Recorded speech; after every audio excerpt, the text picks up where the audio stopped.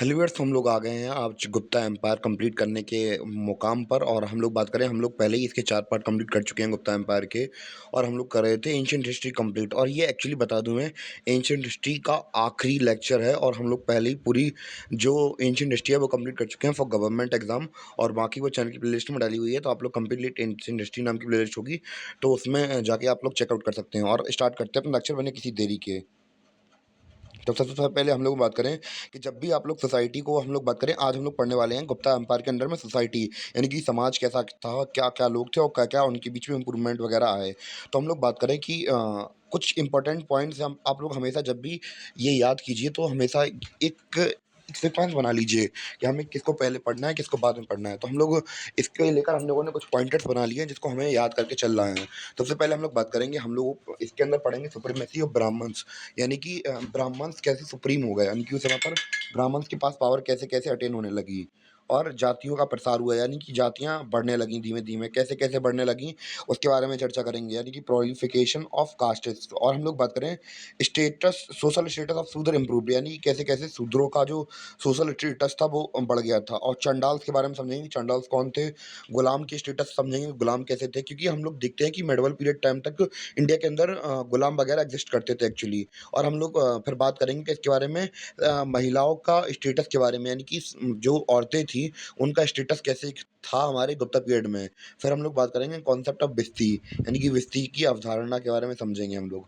तो स्टार्ट करते हैं अपना लेक्चर बिना किसी देरी के। सबसे पहले हम लोग बात करेंगे, हमारा पहला टॉपिक था सुप्रीमेसी ऑफ ब्राह्मण्स, यानी कि ब्राह्मण का वर्चस्व कैसे हो गया। आप लोग खुद सोचिए, तो बेसिकली जो छोटे से ब्राह्मण महाराज थे, हमें बताया कि इंडिया का वर्ण सिस्टम चलता था। और वर्ण सिस्टम कैसे चलता था, सबसे ऊपर होते थे ब्राह्मण, फिर क्षत्रिय, फिर वैश्य, फिर शूद्र। तो ऐसे हमारा 4 वर्णों में वर्ण सिस्टम बटा हुआ था। तो अब वर्ण सिस्टम में ब्राह्मण तो पहले ही से टॉप पे थे। और एक समय पर हम लोग बात करें गुप्ता अंपायर के अंदर एक ट्रेंड चलने लगा कि जो राजा होते थे पहले, लोग ब्राह्मण को जमीन वगैरह नहीं देते थे दान में। पर अब क्या होने लगा कि जो राजा वगैरह थे या फिर जमींदार थे या छोटे मोटे किसान थे, वो लोग क्या करने लगे, जिनके पास जमीनें थी उन्होंने जमीनें दान करना स्टार्ट कर दिया ब्राह्मण्स को। यानी कि अगर हम लोग जमीन दान करेंगे ब्राह्मण्स को, तो हमें क्या मिलेगी, मोक्ष मिलेगा, भक्ति मिलेगी। तो आप लोग खुद समझ सकते हैं कि कितना दिमागदार लोग हैं और कितने दिमागी से काम कर रहे हैं। और यानी कि वहाँ पे ट्रेंड चलने लगा कि ब्राह्मण्स को ज़मीन देनी है, ज़मीन देनी है। तो राजा देते थे, ज़मींदार देते थे, और जो छोटे गरीब लोग भी होते थे तो वो भी उन्हें दे देते थे। क्यों दे देते थे? उन्हें लगता था कि भैया कि अगर हम लोग इन ब्राह्मण्स को कुछ देंगे तो हमें भगवान ब्लेसिंग्स देंगे, हमें हमारे साथ अच्छा होगा। वरना अगर इनसे हम लोग उलझेंगे तो फिर ये हमें कुछ ना कुछ मंत्र वगैरह फूँक देंगे हमारे ऊपर, क्योंकि उस समय पर अंधविश्वास अनलिमिटेड अपनी पीक पे पहुँच चुका था। हम लोग बात करें कि अब धीमे-धीमे जब ये ज़मीन देते थे, उन्हें उन ज़मीन को क्या कहा गया? अग्रहार कहा गया। और जो अग्रहार यानी कि जो ज़मीन थी, जैसे किसी राजा वगैरह ने किसी ज़मीन नाम कर दी किसी पंडित के, तो अब ब नॉर्मली क्या होता था कि राजा टैक्स वगैरह लेते थे, हमने पहली बात की थी, 16 से 25% तक टैक्स लेते थे। जब टैक्स लेते थे तो पर इनकी जो ज़मीन होती थी, जो ब्राह्मण्स को दान की गई एक बार ज़मीन होती थी, उससे टैक्स नहीं वसूला जाता था, हमें ये बात याद रखनी है। और हम लोग बात करें धीमे-धीमे जब ब्राह्मण क्या बन गए, जब अमीर होते गए, क्या बन गए? जागीरदार बन गए, ज़मींदार बन गए, तो इन्होंने छोटे तबके लोगों का, यानी कि छोटे लोगों का, लोअर कास्ट्स का धीमे-धीमे शोषण करना स्टार्ट कर दिया। तो ऐसे सुप्रीमेसी बनी किसकी? ब्राह्मण्स की। अगले पॉइंट की ओर बढ़ते हैं, तो यानी कि जातियों का प्रसार कैसे हुआ? तो जब हम लोगों ने देखा ब्राह्मण से बहुत दिमागदार आदमी, एलीट क्लास थे उस समय के। और मैं किसी जातिवाद पे मैं जाना नहीं चाहता एक्चुअली, वो जो एक्चुअली बुक्स में वगैरह में लिखा है या बाकी मैंने जो टीचर से सुना है या फिर मैंने पढ़ा है अलग-अलग जगह पे, तो मैं उसकी बेसिस पे बोल रहा हूँ। मैं किसी के पर्टिकुलर कास्ट वगैरह पे ना ही मेरा कभी मन करता है कि मैं किसी की जाति को लेकर बुराई करूँ। जो लिखा है भैया किताबों में या जो टीचर्स ने बताया, तो वही मैं बताता हूँ। तो हम लोग बात करें कि ब्राह्मण्स वगैरह के बारे में हम लोग बात कर रहे थे, तो ब्राह्मण्स थोड़े दिमागी लोग थे, तो फिर उन्होंने क्या किया कि जो बाहरी जनजाति के लोग थे, जैसे कि एग्ज़ाम्पल हुंस लिया है, हुंस का एग्ज़ाम्पल लिया है, तो उन्होंने क्या किया कि उन्होंने जो बाहर की जनजातियाँ थी, उन्हें अपने वर्ण भारतीय वर्ण सिस्टम के अंदर एंटर कर लिया। क्यों कर लिया? क्योंकि अगर उनके सपोर्ट करते हैं, मान चलिए कि आपका कोई अजनबी मिला आपको, अगर आपने उसका सपोर्ट कर दिया, तो काफ़ी चांसेस होते हैं कि वो भी आपको बदले में मदद करे। क्योंकि इंसान का नेचर होता है, अगर आप लोग साइकोलॉजी वगैरह पढ़ें तो इंसान का नेचर वगैरह है कि अगर आप उनकी मदद करेंगे तो वो भी बदले में आपकी मदद करेंगे, तो ये हमें देखने को मिलता है। तो वो उन्होंने उनकी मदद कर दी कि भैया हम आपको भारतीय वर्ण सिस्टम में ले रहे हैं, और बाहरों को तो ये क्षत्रिय, उन्हें मतलब उनसे कह दिया कि भैया आपके अंदर क्षत्रिय गुण है तो आपको क्षत्रिय वर्ण में डाल देते हैं हम लोग। यानी कि आपका लड़ने की कुटिलता है आपके अंदर। और वहीं हमारे जो भारतीय जनजाति के लोग थे, उनसे कह दिया तुम भैया शूद्र हो। यानी कि हिपोक्रेसी की भी सीमा होती है भैया। बाहर वालों से कह रहे हैं, बाहर वालों को बड़ा बना देते हैं और घर वालों को छोटा बना देते हैं। एक्चुअली होता ही है, यही है। हम लोग आज भी यही देखते हैं कि बाहर वालों को बहुत मानते हैं और घर वालों की इज़्ज़त ही नहीं करते। ज़माना बहुत ख़राब है भैया। हम लोग अब बात करेंगे कैसे-कैसे शूद्रों की स्थिति अच्छी हुई, उसके बारे में बात करेंगे।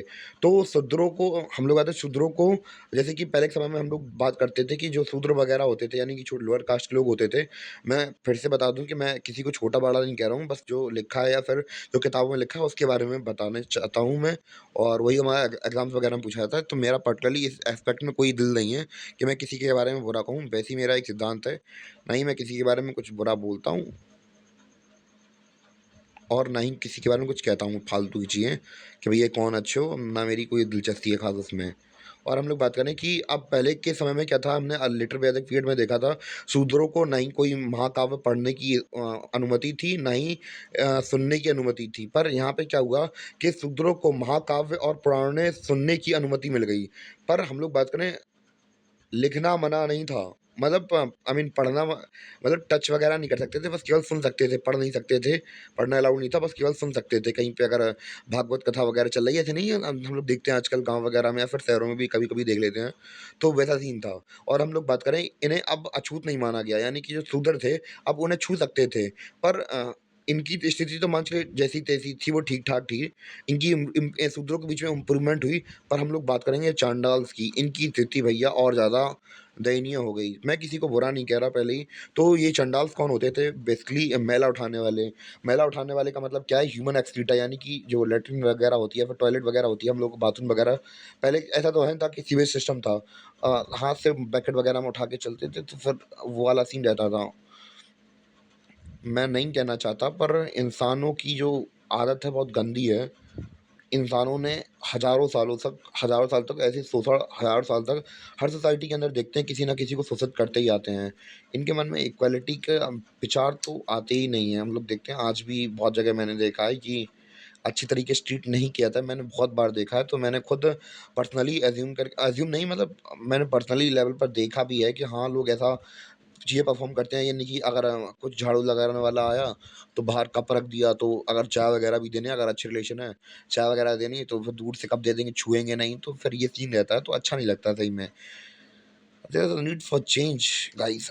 तो सोसाइटी में ज़रूरत की मतलब चेंज की ज़रूरत पड़ती है, तो वही सीन था वो, मतलब चांडाल्स को जब वो गाँव के बाहर, मतलब बाहर के हिस्से में रहते थे, जब उन्हें गाँव के अंदर आना होता था, तो वो उनके पास में एक बर्तन वग़ैरह होता था, तो लकड़ी के बर्तन से, लकड़ी की हांडी से उसे बहुत कस-कस के बजाना पड़ता था, और जो जिससे कि उन्हें पता चले, कि उच्च वर्गों के लोगों को पता चल जाए कि हाँ भैया, छोटी कास्ट के चंडाल्स आ रहे हैं, और अपने-अपने घर में छुप जाओ, वो अछूत ना हो जाए, कहीं उन्हें छू ना लें। ये सीन चलता था भैया, बहुत ख़राब था। और मतलब कसाई खाने में लोग काम करते थे, उन्हें भी ऐसे ही मानते थे ये लोग। ये सारा सीन था। मैं कहना चाहिए, पर सोसाइटी ऐसे ही वर्क करती थी पहले के समय में। अब हम लोग बात करें गुलामों की, तो हम लोग बात करें कि बहुत सारे हम लोग बात करें, हम लोगों ने इवन कि आप लोग यूरोपियन हिस्ट्री वगैरह, या फिर आप लोगों ने हॉलीवुड की मूवीज़ वगैरह देखी होंगी, कैसे अफ्रीका के लोगों को गुलाम बना के रखते थे। ये सारा सीन चलता था पहले के समय पे। और यहाँ पे इंडिया में भी कोई ऐसा सीन नहीं था कि ऐसा सीन ना ना चलता हो, यहाँ पे भी ऐसा ही सीन चलता था। और हम लोग बात करें, लॉ बुक्स मिली हैं हमें, जिसमें धर्मशास्त्र की बुक मिली हैं, तो उसमें 15 प्रकार के स्लेव्स के बारे में बताया गया है, जो जिनका काम क्या था, घरेलू उपयोग में आते थे ऐसे गुलाम वगैरह। और गुलाम का सिस्टम मैं आपको बता दूँ कि अभी के समय में क्या होता है कि हमें अगर किसी सर्विस चाहिए होती है, तो फिर हम लोग उन्हें पैसे पेड कर देते हैं, पैसे वगैरह देते हैं, तो फिर जब तक उनकी इच्छा होती है, तब तक हमारे लिए काम करते हैं।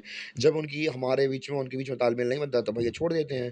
पर पहले के समय पे ऐसा नहीं होता था। पहले के समय में ये होता था कि एक बार किसी व्यक्ति ने किसी गुलाम को खरीद लिया, तो जीवन भर के लिए वो उसी का हो गया। चाहे जितना खाना दे, मार करे, पीट करे, तो वो उसी की संपत्ति थी। तो ये सीन चलता था पहले के समय पे। हम लोग बात करेंगे कि सोसाइटी के अंदर वुमेन्स का क्या स्टेटस था, हम लोग उसके बारे में बात करते थे, करेंगे अब। तो जो औरतें थी उनकी जो स्थिति थी वो इतनी ज़्यादा अच्छी नहीं थी और बहुत बुरा व्यवहार किया जाता था उनके साथ। समस्याओं की बात करते हैं, तो हम लोग बात करेंगे समस्याओं की कि महिलाओं के साथ क्या-क्या समस्याएँ थी।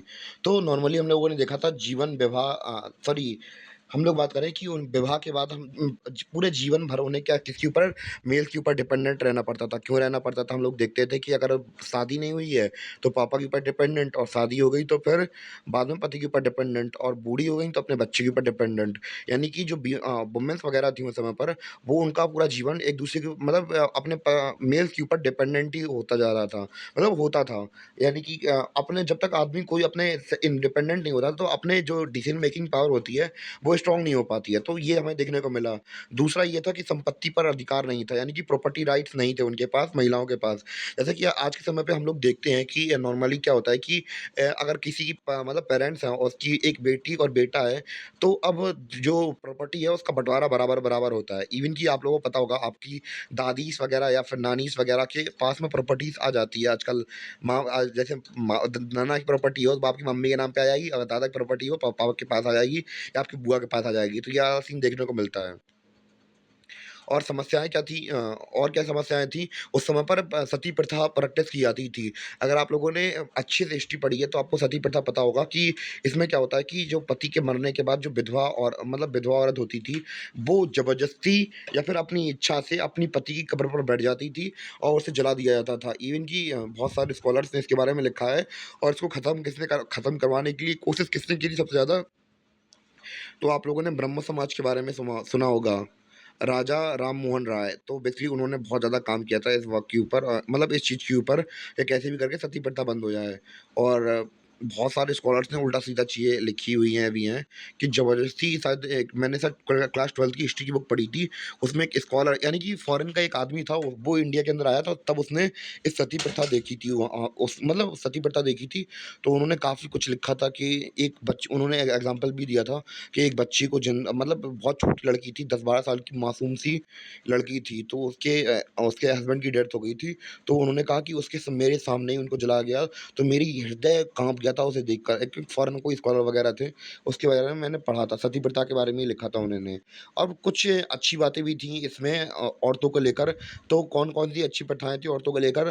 पहली बात तो ये थी कि पर्दा प्रथा नहीं थी उस समय पर, जैसे कि हम आज के समय पे देखते हैं कि औरतों को अपना पर्दा ढक के रखना पड़ता है। मतलब कोई बुजुर्ग वगैरह आ जाए, जैसे कि अगर आप लोग हिंदी फैमिली से बिलॉन्ग करते होंगे तो जेठ वगैरह आ जाएँ, जेठ या ससुर वगैरह आ जाएँ, जो आपसे एज में बड़े हों, तो उनके सामने आपको पर्दा करना पड़ता है औरतों को, ये वाला सीन था। और दूसरा क्या था कि स्त्री धन मतलब शादी के बाद जो मतलब शादी के बाद धन मिलता है या फिर तोहफ़े वगैरह मिलते हैं, तो उन पर अधिकार ससुराल वालों का नहीं होता था, उन पर अधिकार केवल मतलब औरत का या फिर लड़की का होता था।